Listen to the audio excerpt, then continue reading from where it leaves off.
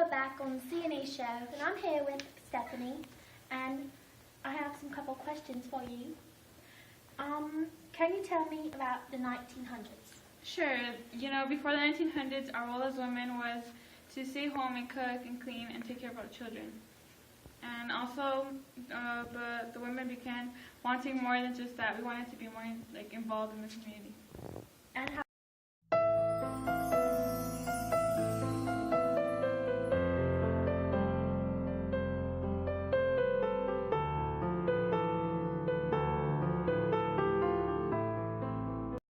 did you do that?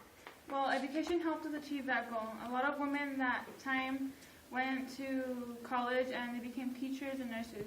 And some women even began to work as for the social reform. And a lot of women started to help with the problems they saw in society.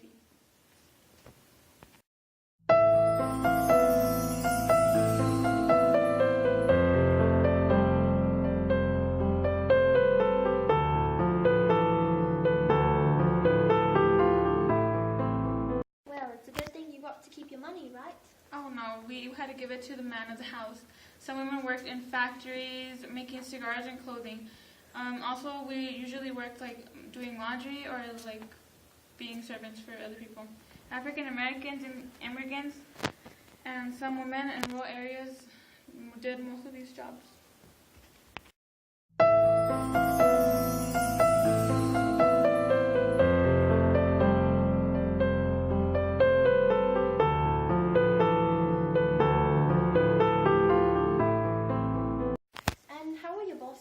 They were really mean. They would bully their employees, and they would just cheat on their wage. They would give them whatever wage just because they were poor.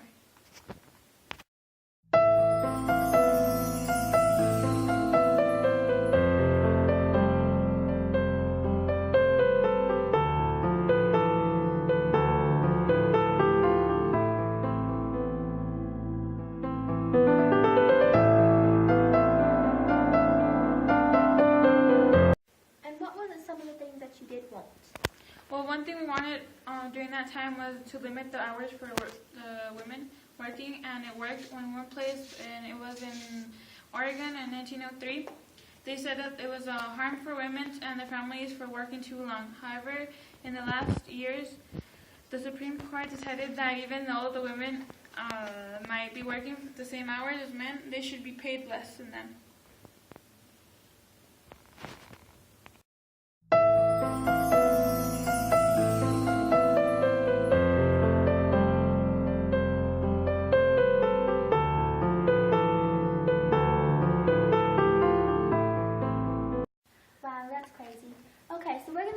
And when we come back, we're going to talk about who was one of the women who helped during that time. And we're back with the CNE show, and I'm here with Stephanie, and she's telling me about a story from the 1900s. So let's get back to the question, shall we? Yeah. Who was one of the women who helped? It was Florence Kelly, and she came up with a program called the National Consumer League, also known as the NCL.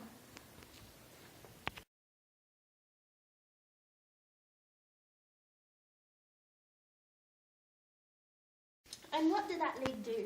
That made it to where goods were made in safe, healthy working conditions.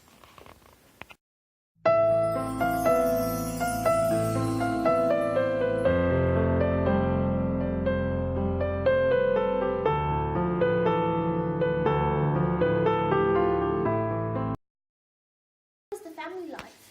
Many laws were made to help keep mothers and families safe during that time, like the temperance movement, and it was a movement led by the group trying to stop drinking and alcohol, like men abusing their women, and that movement led to the 18th Amendment.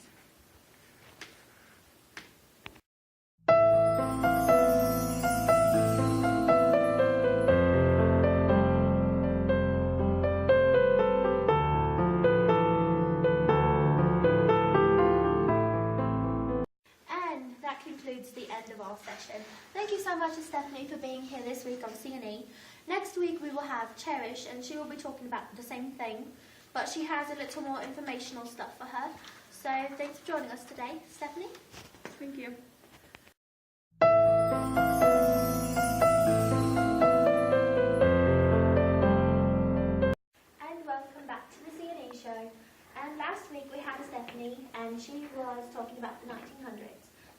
I have Cherish joining me, so thank you. Thank you for having me. And, okay, so I have a couple of questions to ask you. Your first question is, what was Social Security? Well, you see, Social Security came out after the Great Depression, and it was designed to help people who were in need or hurt or disabled.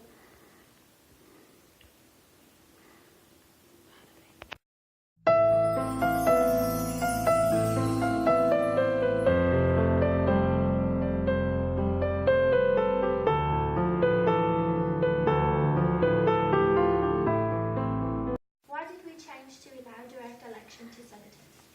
The first proposal to amend the Constitution to elect senators by popular vote was introduced to the U.S. House of Representatives in 1826, but the idea did not gain considerable support until the 19th century.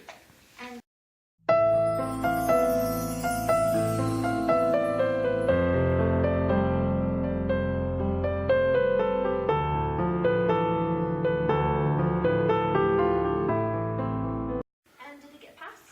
Yes, it sure did. On April 8th, 1913, 3/4 of the state had ratified the proposed amendment, and it was officially included as the 17th Amendment. And what was the 17th Amendment? The 17th Amendment of the United States Constitution established direct election of the U.S. senators by popular vote.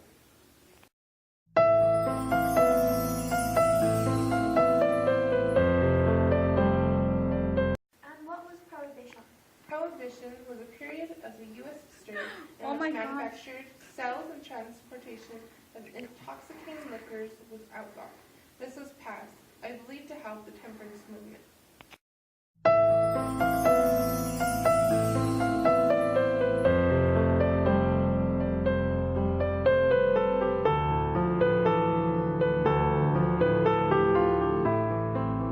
And what do you think of Jane Addams? I think she's absolutely amazing. Did you know she made the whole house? Yes, I did. Did you know she advocated for women's and children's rights Yes, I did. and black people rights? Yes, I did.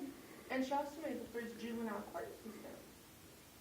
And also, which I think is great, she got a lot of people to go to work to become social workers, which I think is amazing. It's something I want to do.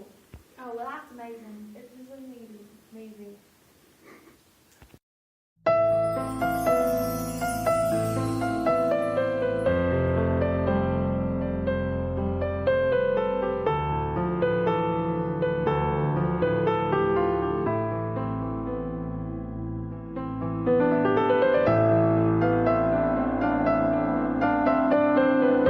Okay, well, thank you, Cherish, for joining us today on the CNE show. Thank you for sharing your information with us about what you know from the 1900s. You and Stephanie's work really helped us. So next time, hopefully you can join us. Thank you for having me. Well, thank you for watching the video. We hope that you enjoyed our video and it helps you with your EOCs or tests or whatever things you guys have to take next year. Thank you for Giovanni for helping us report us. Thank you for my little sister Hopi to be our interviewist. And thank you for Mr. Izzy for letting us use your classroom.